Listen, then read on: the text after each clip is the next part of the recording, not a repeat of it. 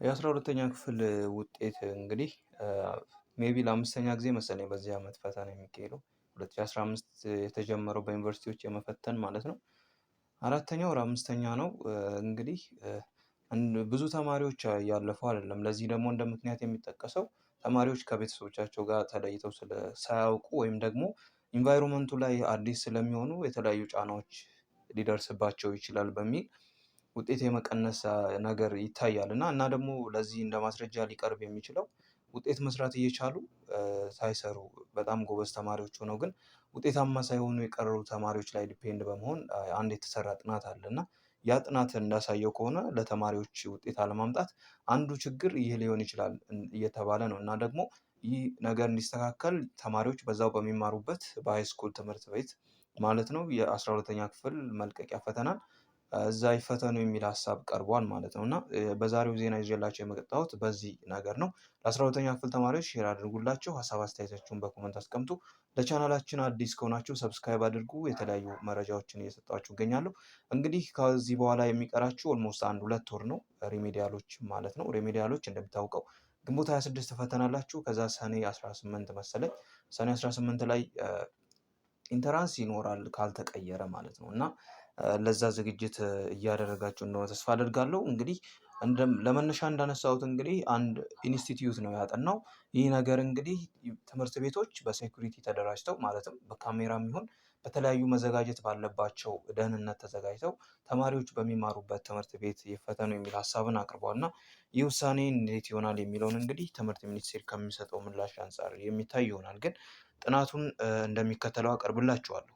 በዩኒቨርሲቲዎች እየተሰጠ የሚገኘው የ12ኛ ክፍል መልቀቂያ ፈተና በሁለተኛ ደረጃ ትምህርት ቤቶች እንዲሰጥ ተጠየቀ። የፖሊሲ ጥናት ኢንስቲትዩት እንግዲህ በኢትዮጵያ መልቀቂያ የብሔራዊ ፈተና ውጤት የቅርብ ጊዜ ተለዋዋጭነት ግምገማ በሚል ርዕስ ለአንድ ዓመት የቆየ ጥናት ውጤት ይፋ አድርጓል ማለት። ስለዚህ ይህ ጥናት የተደረገው ላለፉት አንድ ዓመታት ነው ማለት ነው። አንድ ዓመት ነው። ኢንስቲትዩቱ ካቀረባቸው የፖሊሲ ምክረ ሀሳቦች መካከል ከ2014 ዓ.ም ጀምሮ በዩኒቨርሲቲዎች እየተሰጠ የሚገኘው የ12ኛ ክፍል መልቀቂያ ፈተና በሁለተኛ ደረጃ ትምህርት ቤቶች ይሰጥ የሚል ሀሳብ ነው ያቀረበው ማለት ነው።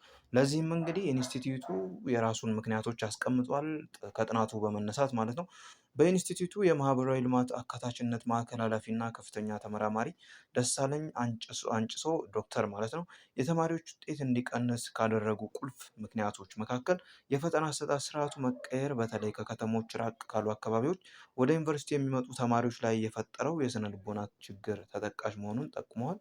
በተፈጠረው የስነ ልቦና ችግር ምክንያት ጥሩ ውጤት ማምጣት የነበረባቸው ተማሪዎች ውጤት ሳያመጡ መቅረታቸው ትኩረት ሊሰጠው ይገባል ብለዋል ማለት ነው። እንግዲህ መነሻ ላይ ያነሳሁት ነገር ይህ ነው ማለት ነው። እንግዲህ ብዙ ተማሪዎች እንግዲህ ከጎናችሁ የወደቁ ተማሪዎች፣ ውጤት ያልመጣላቸው ተማሪዎች በጣም ጎበዝ ናቸው የሚሰሩ ተማሪዎች ናቸው። እንግዲህ እነዛ የሆነ የምታውቁት ሰው ይኖራል እና ጥናቱ እውነታውን በዚህ ማረጋገጥ ትችላላችሁ። ተማሪዎች የባዮሜትሪክ መረጃዎችን እንዲሞሉ በማድረግ እንዲሁም በሁለተኛ ደረጃ ትምህርት ቤቶች የደህንነት ካሜራዎችን በመግጠም የቁጥጥር ስራ በመስራት ተማሪዎች ከሚኖሩበት አካባቢ ሳይርቁ ፈተናውን እንዲፈተኑ ትምህርት ሚኒስቴር የረዥም ጊዜ እቅድ ይዞ እንዲሰራ ምክረ ሀሳብ መቅረቡን ገልጸዋል ማለት። ስለዚህ ኢንስቲትዩቱ እንግዲህ የገለጸው ለትምህርት ሚኒስቴር ነው ምክረ ሀሳቡን የገለጸው። ውሳኔው የሚሆነው የትምህርት ሚኒስቴር ነው። አዋጭ ነው አይደለም የሚለውን ለማለት ማለት ነው። እንግዲህ ያው በዚህ ዓመት ይሆናል የሚል ግምት የለም። ምክንያቱም በነዛ ትምህርት ቤቶች የሴኩሪቲ ካሜራ ተገጥሞ ምናምን ብዙ ነገሮች መሰራት ስላለባቸው ባለው አጭር ጊዜ ይሆናል የሚል ሀሳብ የለኝም። ግን ከሆነም ሊሆን ይችላል ማለት ነው። ግን እንደኔ ሀሳብ የሚሆን አይመስለኝም።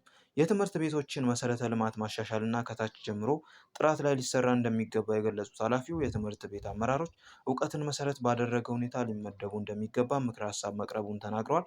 በማህበረሰቡ ዘንድ ትምህርት ምን ያደርጋል የሚል እሳቤ መቀየር ላይ አስተዋጽኦ እንግዲህ አጽንኦት ሰጥቶ የለውጥ ስራ መስራት ይገባዋል የሚለውን በጥናቱ የተለየ ምክረ ሀሳብ መሆኑን ጠቅሰዋል ማለት ነው። እንግዲህ ይህ ነው እንግዲህ ያው ተማሪዎች መሰራት ያለበት ከታች ጀምሮ ነው። ኢቭን መጥተው ተማሪዎች እንግዲህ 10ኛ ክፍል ላይ ነበር በፊት ብዙ ተማሪ ይወድቅና በደንብ የተጣራው ተማሪ ወደ 12ኛ ክፍል ይገባል። 12ኛ ክፍል ላይ የሚወድቀው ተማሪ እጅግ በጣም ዝቅተኛ ነበረ እና ግን አሁን 10ኛ ክፍል ስለሌለ ኦልሞስት በሚባል ደረጃ ሁሉም ተማሪ ወደ 11ኛ ክፍል ገብቶ ከዛም 12ኛ ክፍል ይማርና ያለው ደግሞ ጫና እጅግ ከፍተኛ ነው። የሚጀምረው ከ9 እስከ 12 ነው ፈተናው።